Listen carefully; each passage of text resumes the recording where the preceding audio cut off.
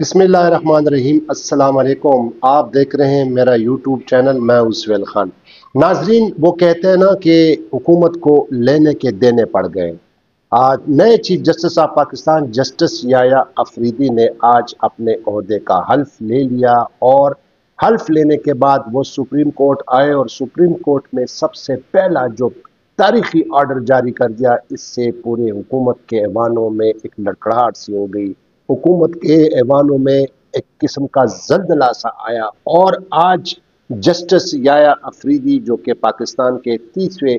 Chief justice बन गए हैं, उन्होंने आज ऐवान सदर में अपने ओहदे का हल्फ लिया। सदर पाकिस्तान आसिफ अली जरदारी ने उनसे उनके ओहदे का हल्फ लिया और इस तकरीब में तीनों अफवाज के सरबराहान ने शिरकत की, वफाक वज़रा ने शिरकत की। और सबसे जो अहम बात है कि वो तमाम जज साहिबान जो कल काजी फाइज ईसा की रुखसती के हवाले से रेफरेंस में जो शरीक नहीं हुए थे, उस तकरीब में हल्फ बर्दारी की तकरीब में उन्होंने शिरकत की। हल्फ लेने के बाद जस्टिस याया अफरीदी जब सुप्रीम कोर्ट आए तो उनको गार्ड ऑफ ऑनर पेश किया और बाकायदा तौर पर रजिस्ट्रार सुप्रीम कोर्ट ने उनको फूलों का गुलदस्ता पेश किया और अपने चैम्बर में जाने के बाद जो जस्टिस याया अफरीदी ने पहला ऑर्डर जारी किया, वो एक धमाकेदार ऑर्डर है। और वो ऑर्डर क्या है, इस प्रोग्राम में तफसील से आपके साथ हम शेयर करेंगे। दूसरी जो अहम बात है कि अब जस्टिस याया अफरीदी यानी चीफ जस्टिस ऑफ पाकिस्तान ने बाकायदा तौर पर फुल कोर्ट जजेस का फुल कोर्ट भी बुलाया है। अभी तक ऑफिस की जानिब से इसकी कंफर्मेशन नहीं हुई, लेकिन अब खबरें चल रही हैं कि ये फुल कोर्ट जजों का उन्होंने बुला लिया है पीर के रोज़ यानी 28 अक्टूबर को। ये तफसीलात भी आपके साथ शेयर करेंगे और ये जो फुल कोर्ट बुलाया गया है, इसमें क्या क्या चीज़ें डिस्कस हो सकती हैं। मैं पहले अपने नए देखने वाले नाज़रीन से इल्तिमास करूँगा कि वो इस चैनल को सब्सक्राइब करें और ज़रूर बेल आइकन के बटन को दबाएं और अपनी आरा दिया करें। तो चलते हैं नाज़रीन धमाकेदार खबर की जानिब। Chief justice of Pakistan justice Yahya Afridi जो अब बाकायदा तौर पर पाकिस्तान के 30वें चीफ जस्टिस बन गए, आज उन्होंने दो बड़े अहम ऑर्डर जारी किए। एक तो सुप्रीम कोर्ट के वेबसाइट पर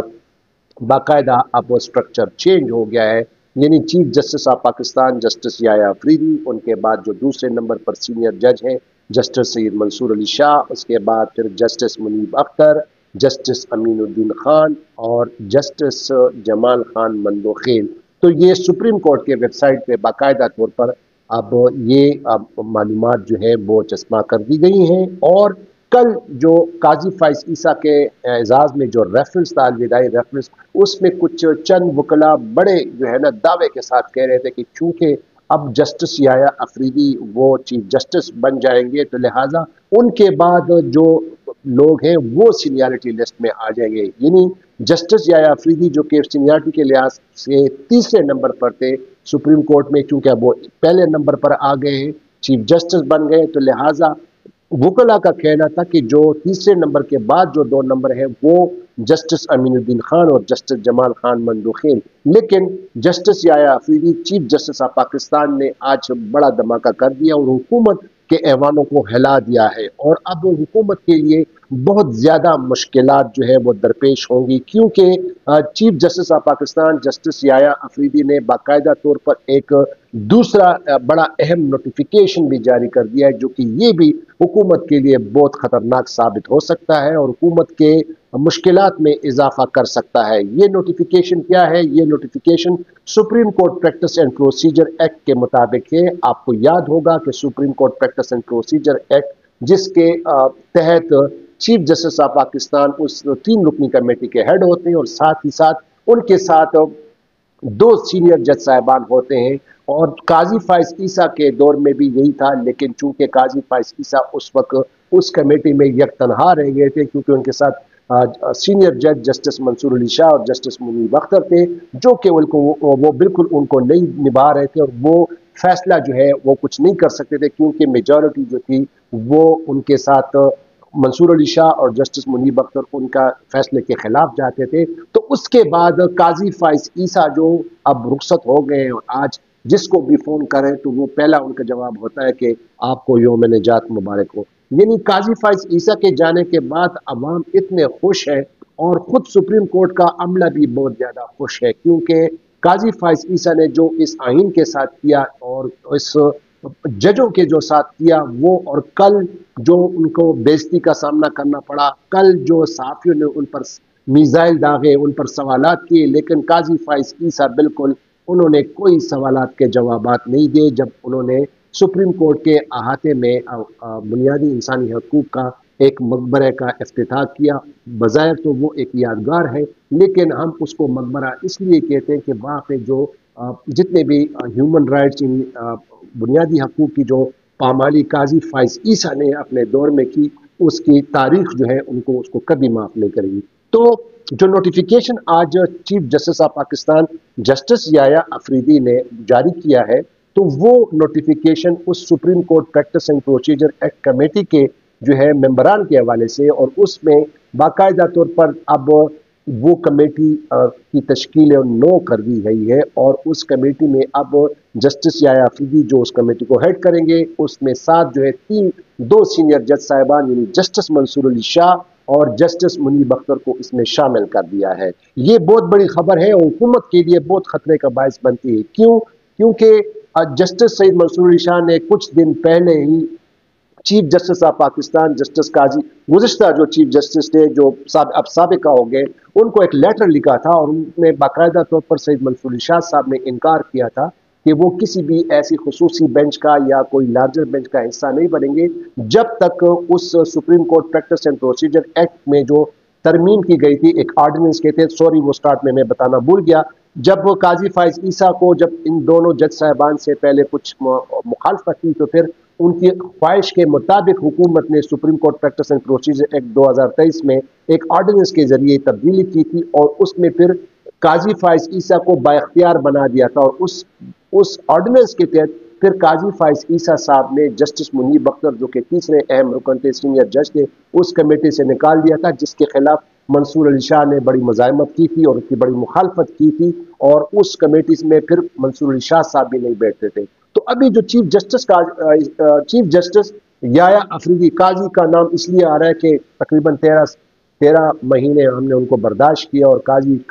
तो अब माजी हो गया है, लेकिन बहरहाल ये बड़ी अहम खबर है। और अब ये जो supreme court practice and procedure act committee में जो तब्दीली की गई है, सईद मंसूर अली शाह और जस्टिस मुनीब अख्तर को इसमें शामिल कर दिया गया है। अब जो भी केसेस जो जाहिर है, एक तो वो जो 26वीं आईनी तरामीम की गई है उसमें बाकायदा अब एक आईनी बेंच होगा, वो तो एक अलग मामला है, लेकिन ये अहमियत का हामिल इसलिए है कि अब justice Yahya Afridi chief justice of Pakistan ने बज़ाहिर लगता है कि वो उन्होंने जस्टिस मंसूर अली शाह के वो तमाम मुतालबे मान लिए हैं, और अब वो चूँकि जस्टिस मंसूर अली शाह साहब ने ये भी बड़ा मुतालबा किया था कि ये जो supreme court practice and procedure act में जो ऑर्डिनेंस के जरिए जो तब्दीली की गई थी, उसका पहले उसके लिए एक फुल कोर्ट तश्कील दिया जाए और उस फुल कोर्ट में इसकी आईनी हैसियत को देखा जाए कि किस नौयत के लिए ये किया गया है। ये बड़ा मुतालबा था जस्टिस सैयद मंसूर अली शाह साहब का। तो अब देखना ये होगा कि क्या नए chief justice of Pakistan justice Yahya Afridi full court बुलाएंगे और इस चीज़ को अहम नौयत का जो ये मामला है इसको उठाएंगे या नहीं। दूसरी जानिब 28 अक्टूबर को जो नए चीफ जस्टिस का जस्टिस याया अफरीदी ने फुल कोर्ट जजों का फुल कोर्ट का इजलास बुलाया है, उसमें बड़े चूंकि ये इंतज़ामी सतह पर होगा ये इजलास, इसमें कोई जुडिशल साइड का वो नहीं होगा, लेकिन बहरहाल खुद कल जस्टिस याया अफरीदी जब वो काजी फाइज ईसा के अलविदाई रेफरेंस में उन्होंने खिताब किया था, तो उन्होंने क्लियर कट कहा था कि वो आवाम के मफाद को, ह्यूमन राइट को और आइन और कानून की पासदारी को मुकद्दम रखेंगे, और खुसूसी तौर पर उन्होंने ये भी कहा था कि वो इस अदलिया के वक़ार और जजों के वक़ार को भी किसी तौर पर भी उसको ठेस नहीं पहुँचाएंगे। ये बहुत बड़ा मैसेज था जो कल नए चीफ जस्टिस याया अफरीदी ने हुकूमत को दिया था, और आज हल्फ लेने के बाद, अपने ओहदे का हल्फ लेने के बाद पहले ये दो काम उन्होंने किए, तो बाज़ाहिर लगता है कि अब justice Yahya Afridi chief justice of Pakistan उन तमाम बाज़मीर 12-13 जज साहिबान के साथ मिल गए हैं और ये हुकूमत को बड़ा टफ टाइम दे सकते हैं। तो अब हालात तो कुछ इस तरह बदलते जा रहे हैं कि अब हुकूमत जो 26वीं आईनी तरमीम लाई है और ख़ास तौर पर जो आईनी बेंच के तैनाती के हवाले से अभी तक उसमें कुछ बहुत सारे ऐसे सुकम थे जिनको अभी हुकूमत ने तय करना है, और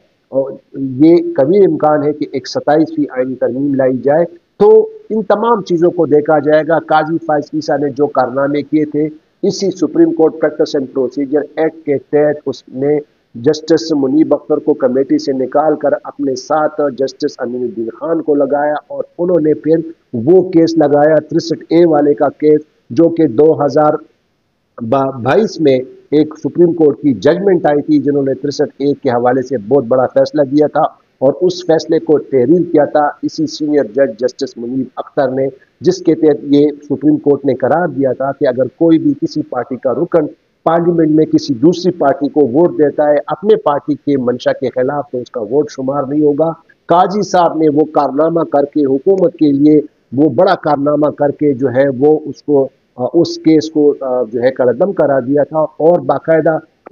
पार्लियामेंट में जो हॉर्स ट्रेडिंग है, जो वोटों की खरीदो फरोख्त जो कि अरबों तक पहुंच गई थी, 3-4 अरब 5 अरब तक पहुंच गई थी, उसी तमाम गलत कामों के जिम्मेदार वही काजी फाज ईसा थे जिन्होंने वकला हज़रात ने भी उनको इस तमाम आईनी तरामीम में एक बेसिक सहूलतकारी का जो है उनको कहा था कि उन्होंने सहूलतकारी की थी। बहरहाल जो हो गया सो हो गया, लेकिन अब बड़े ज़्यादा इम्कानात हैं कि नए chief justice of Pakistan justice Yahya Afridi उन तमाम बाज़मीर 13 जज साहिबान को अपने साथ लेंगे और आज के ये जो 2 ऑर्डर उन्होंने पास किए हैं ये बड़ी अहमियत के हामिल हैं और ये अगर कहा जाए तो ये हुकूमत के लिए खतरे की बहुत जो है घंटी बजा सकती है। तो ये जो फुल कोर्ट का इजलास होगा 28 अक्टूबर को यानी पीर के दिन, अभी तक नोटिफिकेशन तो इसका बाकायदा इतलात आयल नहीं है सुप्रीम कोर्ट ऑफ पाकिस्तान से, लेकिन इसमें तमाम फुल कोर्ट जज साहिबान वो बैठेंगे और तमाम वो जायज़ा लेंगे जितने भी अभी तक ये जितने कारनामे अंजाम दिए गए उनका बगौर जायज़ा लिया जाएगा और उन तमाम चीज़ों को डिस्कस किया जाएगा। और ख़ास तौर पर जो supreme court practice and procedure committee जो दोबारा तश्कील दी गई है, अब ऐसे बहुत सारे केसेस यही कमेटी जो है वो उसके लिए बेंचेस बनाएंगी। ख़ास तौर पर पाकिस्तान तहरीक इंसाफ के रहनुमा और जो इस वक्त अडियाला जेल में इमरान खान और उनकी एहलिया की बहुत सारी दरख्वास्तें सुप्रीम कोर्ट में पेंडिंग पड़ी हुई हैं। तो लिहाजा अब ये जो ख़तरे की घंटी chief justice of Pakistan justice Yahya Afridi ने बजाई है, ये हुकूमत को उसके और हुकूमत के लिए कुछ बेहतर कुछ अच्छे शगुन की अलामत नहीं है। ये एक नए व्लॉग में आपके सामने हाजिर होंगे, तब तक के लिए इजाज़त दीजिए। खुदा हाफिज़। पाकिस्तान जिंदाबाद।